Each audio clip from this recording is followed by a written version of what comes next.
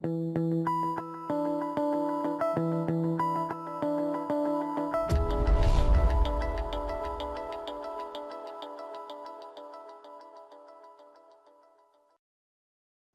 guys, this is Verneer for CardRunners.com, and I'm bringing you a video of HeyitsClay's play.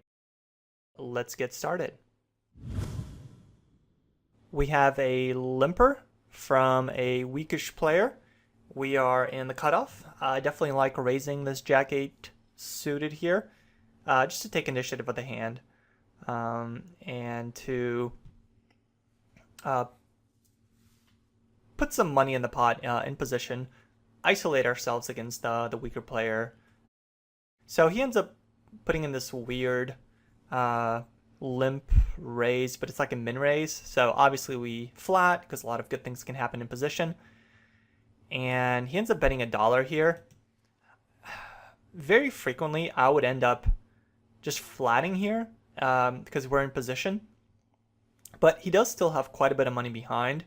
So I almost think that it would seem more bluffy if we end up raising here. I think if he has an overpair, he's never going to be folding. But if he has a hand like Ace King or Ace Queen, I still don't think he's going to be folding. So it's such a dry board, and we're in position. So those two things kind of make me lean, or I should say, those two things are arguments for flatting here.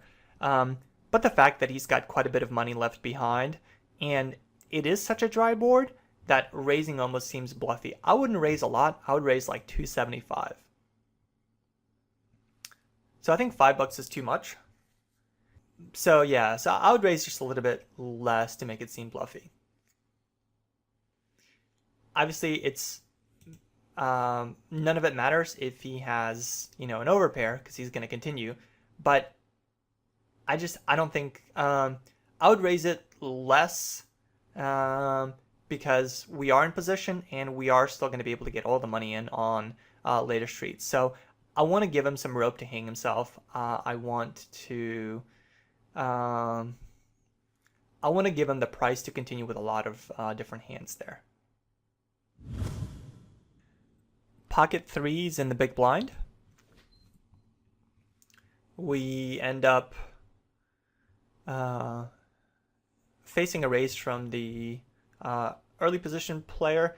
I think this is a pretty straightforward call. Like I would end up calling here 100% of the time, with hands all the way up to probably 10-10. I might even call with jacks there. The player's playing 25-22, so he's definitely playing a lot of different hands. On this kind of a flop,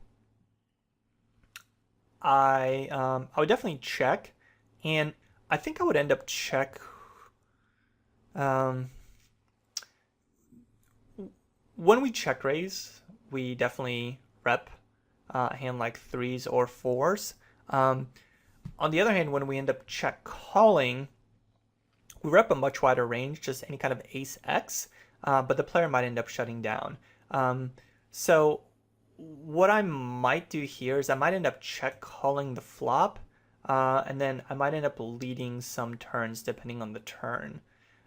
Just because if we end up check raising here, then most of the time he's not going to have an ace, and he's just going to end up folding. So our hand is so strong, I would rather give him some room to catch up. If on the other hand he has an ace, then he's obviously not going to be folding.